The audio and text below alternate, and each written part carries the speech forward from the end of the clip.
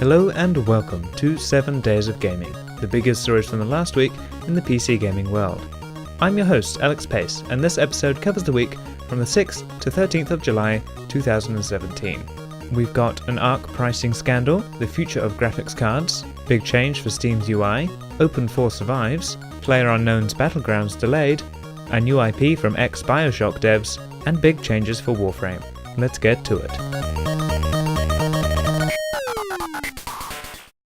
Chinese entertainment giant and parent company to Riot Games, Tencent, will limit the amount of time people living in China under the age of 18 can spend on their games.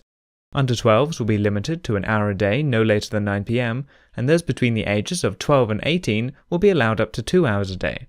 Restrictions on the amount of money that can be spent in-game will also be implemented. These changes are being made in the light of a series of incidents around the country, including a 17-year-old suffering a stroke after playing one of Tencent's mobile games for over 40 hours in a row, and a 13-year-old broke his legs jumping from a third-story window because his parents stopped him from playing. The move affects over 200 games, but wasn't met with approval from shareholders, who signalled their disapproval with a 4% dip in values, the biggest fall in 2 years. Nvidia has been doing some research into the future of graphics cards, with initial tests suggesting the way forward might be with multiple GPU modules. As cards get more and more complex, methods are needed for making transistors small enough to fit within die size restrictions. Trouble is, these methods are getting more costly to research and come with an increased manufacturing cost and fault rate. Nvidia's R&D team have come up with the multi-chip module, or MCM, which combines smaller, cheaper modules into one card, somewhat like cores in a CPU. In simulated tests, an MCM performed better than both a single unit card and an SLI setup with the same specifications. AMD are also looking into a similar thing, utilizing their already existing Infinity Fabric technology, which is currently in place with their new 8-core Ryzen CPUs. Although there are many hurdles still to jump, this could be the way to make sure cards can keep up with the demands of the computing and gaming industries. Further details have been revealed concerning the upcoming UI update for Steam.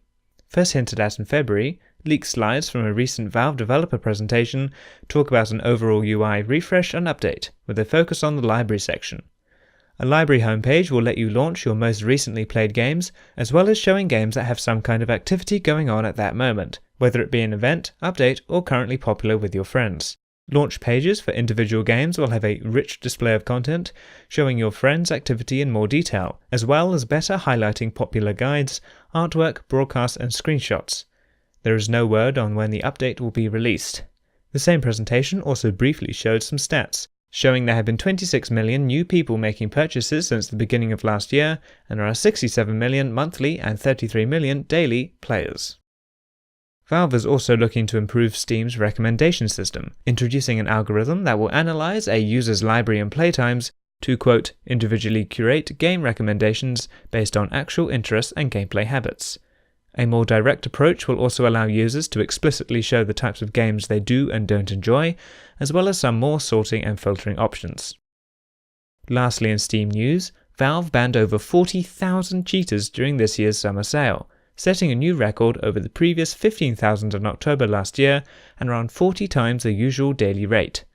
This wave hinged mostly on cheaters buying the games they needed for their new accounts on the cheap. During the ban, over $8,500 worth of skins were also confiscated. The Summer Games Done Quick charity speedrunning event raised over $1.7 million this week for Doctors Without Borders. Over 30,000 people donated, averaging out at $60 a person, with the biggest single donation being $20,300. It is $400,000 more than last year's event, which could be due to a new feature that lets donors give money to get streamers to do something. $2,700 was donated just to have a runner hold an ML plushie while playing Nier Automata. A wide range of games were being played, including Earthbound, Portal 2, Super Mario 64, Tony Hawk's Pro Skater 2, and Halo CE. Replays of the runs can be watched on the Games Done Quick YouTube channel. The upcoming service, Jump, is being advertised as a Spotify-like subscription system for games. Subscribers, who pay $10 monthly, will be able to play a curated selection of indie games on demand and with little impact on storage and bandwidth. A proprietary technology is used to deliver the game in a small package that can be downloaded and launched very quickly, rather than running the game off-site and streaming the video. There will be 60 games at launch, which range from platformers to roguelikes, RPGs, narrative puzzlers, and turn-based strategy. A big emphasis is placed on choosing award-winning games. The service is available on PC, Mac, and Linux, and also supports controllers and VR headsets. You can even play through Jump's website when using Chrome, and saves are stored in the cloud for supported games. 6 to 10 new games will be added each month, and games will stay available for at least a year. There are no in-game ads or microtransactions, and games will also include DLC. It launches later this year, along with a 2-week free trial. Possible candidates for future top game designers have been revealed with the announcement of the winners of the BAFTA Young Game Designers Awards. As mentioned last episode, the awards are for 2 categories, game concept and game making, which are then won in 2 age brackets, 10 to 14 and 15 to 18. The participants are all from the UK. The winners are as follows.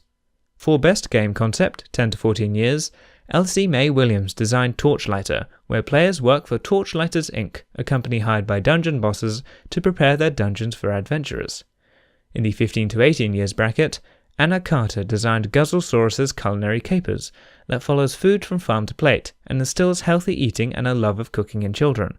It also brings things into reality by helping parents to actually cook the in-game recipes with their kids. For Best Game Making, 10 to 14 years, Spruce Campbell made Cyberpunk, where players are sentenced to an infinite incarceration in a neon labyrinth with alternate realities. From the 15 to 18-year-olds, Emily Mitchell created Fractured Minds, an immersive puzzle game about the struggles of living with often misunderstood mental health issues. Dave Chilver from Lowestoft Sixth Form College also won a Mentor Award for helping to create game design curriculum for local schools.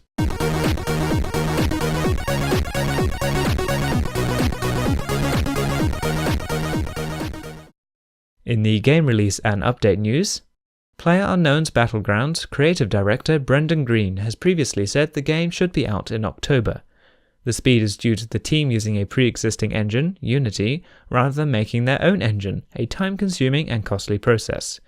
In an interview in April, Green said, "People tell us we're not going to be out of early access in 6 months. Challenge accepted. I can guarantee you 6 or 7 months and we're out of early access. It's the team. It's a manner of honor." But now, Green has backtracked slightly. Quote, "Over the past few months I've done a lot of interviews, and in many of them I said we hope to be out of access in 6 months. I've come to realize that restricting the window to a specific month could hinder us from delivering a fully featured game and or lead to disappointment within the community if the launch deadline is not met." The team emphasizes this is only to make sure they have a fully realized and polished Battle Royale experience, and the regular updates will still continue right up to launch.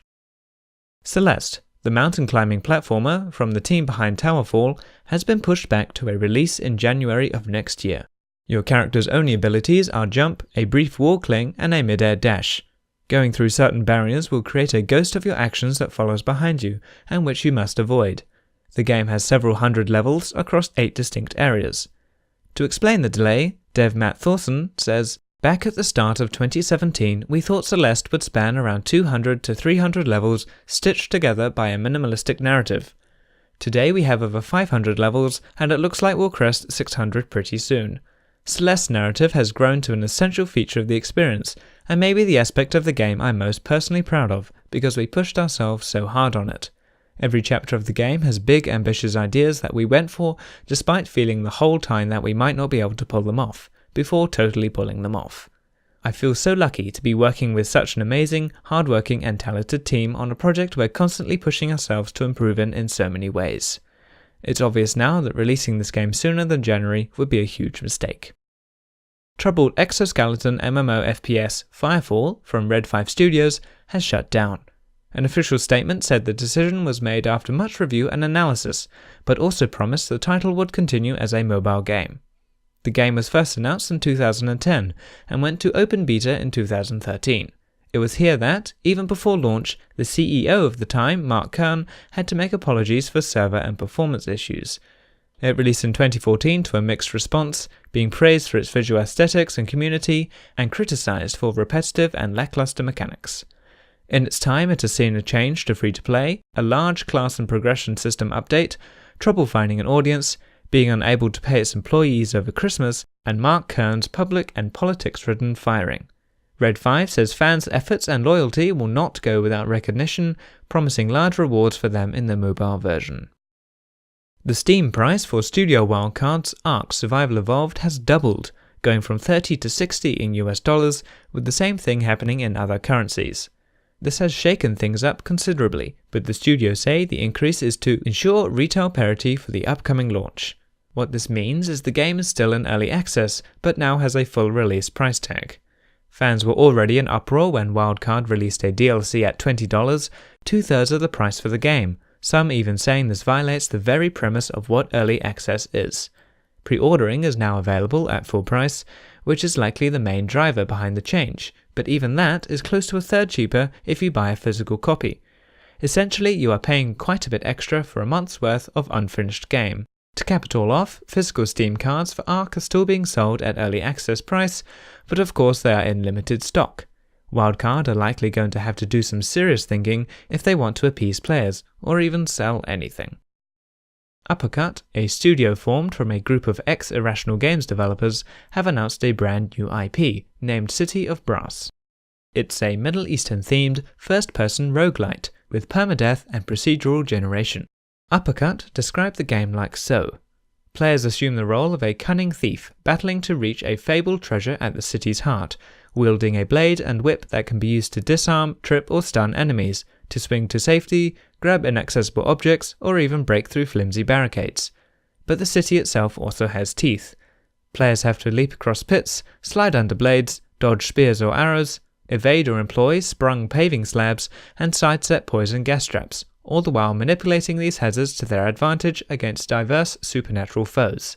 The city is procedurally generated, but the devs say they have been careful to make it feel like a realistic city, not a random collection of chambers, corridors, and courtyards stitched together. They say they've also taken inspiration from the potential of games like BioShock to generate combinative combat situations, hoping players will use enemy behavior and game mode mechanics to make some interesting moves and plays. The title releases in just a couple of months through Steam. If you were by any chance hoping Nintendo would bring something to the PC, then I'm afraid your dreams have just been dashed upon the rocks. The companies say essentially the PC isn't lucrative enough, especially compared to the mobile market, where they have had great success releasing 3 apps in the last fiscal year. Quote, "We are aware that many consumers play PC games. However, we believe that the integrated hardware-software business is the best way for us to provide the surprises and new gameplay experiences that we want to achieve. We believe that we can further expand our core integrated hardware-software business by providing our software on smart devices and increasing the number of consumers who experience our IP." Mass Effect Andromeda has removed the DRM de novo in the latest patch to the game, although whether this is permanent is not clear. However, this hasn't completely removed all DRM, as the game still has to be run from the Origin client. Something to note is that de novo's removal likely won't make a difference to piracy levels, as reports are even torrents and the like that are already available aren't getting much traffic anyway. Warframe used to be a co-op dungeon crawler. Now the sci-fi, free-to-play FPS will make a transition to an open-world MMO style of gameplay. Warframe, Plains of Eidolon will add RPG elements, new mission designs, a new race, a focus on discovery, and, now it's an open-world game, fishing. A day-night cycle will complement the new zones, which have foregone procedural generation in favour of being completely designed by hand. Nighttime will also be accompanied by new dangers that emerge from the environment, including relics from the Old War. A release date has not been announced, but the expansion will be out by the end of the year.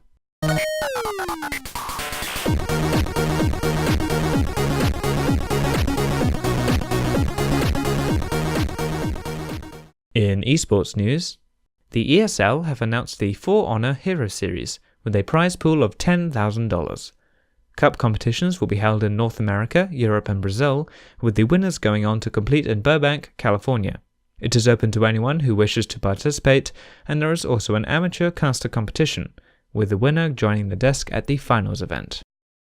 The University of Leicester is now offering a course focusing on the business of esports for those wanting to get into the industry but not as a player. The university says the course is the first of its kind and is developed in partnership with the ESL. It covers data and intelligence analysis from esports specialists and also enables students to gain commercial awareness of the esports business model, one of the fastest growing parts of the gaming economy. The course is part of the university's master's degree on data analysis for business intelligence.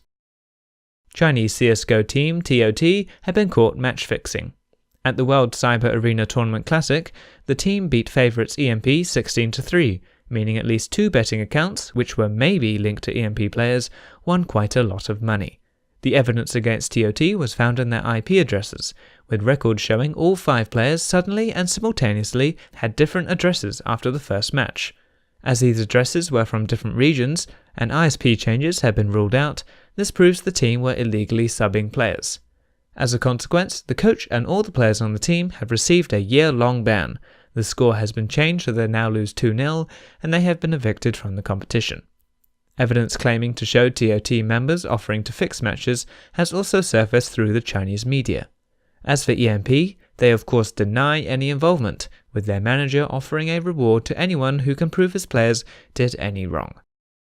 At the League of Legends Rift Rivals competition in Berlin, 3 teams each from Europe and North America faced it off, with the teams from each region receiving the same prize money depending on whether their region won or lost. The Americans came out on top, Team Solar Mid wiping the floor with Unicorns of Love 3-0 in the final. Solar Mid only conceded 1 game through the whole competition, also against Unicorns of Love. The American teams won $20,000 each. In Dota 2, the final match competition held in Lima, Peru, saw Swedish team Alliance beat Brazilian team SG Esports 3-1, taking home a little over $21,000. 7 other teams participated. The tournament was the largest to date in South America and also the first to have international teams, and was organised by the Vastion Group, who usually set up electronic music events. Also in Dota 2, the Mars League Grand Final saw Chinese team LGD Gaming beat mixed team LGD Forever Young 3-2, taking home $112,000. They played against 7 other teams.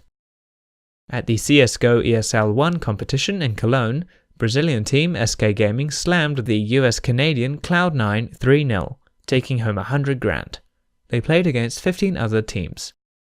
Lastly, in Hearthstone, the Spring Championship in Shanghai saw Danish player Hoedge beat Ukrainian Kolento 3-0, winning $60,000. He played against 15 other players.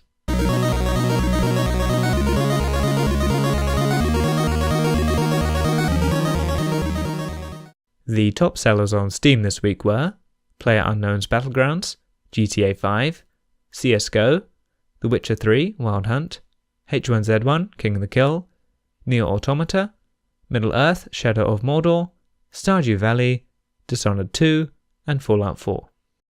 Finally, my favourite story this week was, in a swift about-face, Rockstar have decided to allow the GTA 5 mod tool Open4 to continue to operate. The previous banning of the tool to allegedly protect GTA Online from cheating was met with a massive community backlash, as the system is critical to a plethora of mods, and even has restrictions in place to stop the mod being used online. Quote, "We want to say thank you to everyone who supported us in this tough situation. We're very grateful for your support, for the demonstration of the fact that the modding community is still a minority, but a very vocal, creative, and determined minority. However, a side project of the Open4 team will not be continuing. Liberty City in GTA 5 aimed to recreate the whole of GTA 4's city in the current release, and was set to be released in a few months' time. However, even the makers accept that it was in breach of modding policy and won't be continuing with production."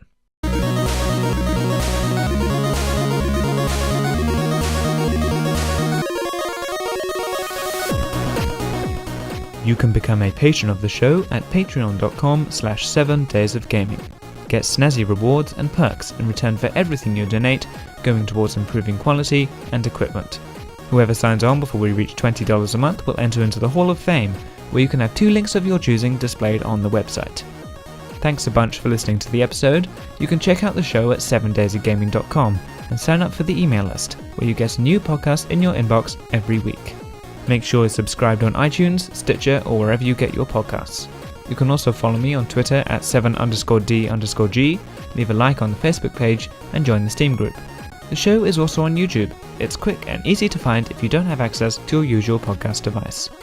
Any kind of feedback is very welcome. Feel free to leave a review on iTunes and say what you think about the show, or drop by the website and leave me a note. I might even read it out on the next episode. Share the show around with anyone you know who's interested in PC gaming. Keep them current. Thanks to Rocco W for the music, and see you next week.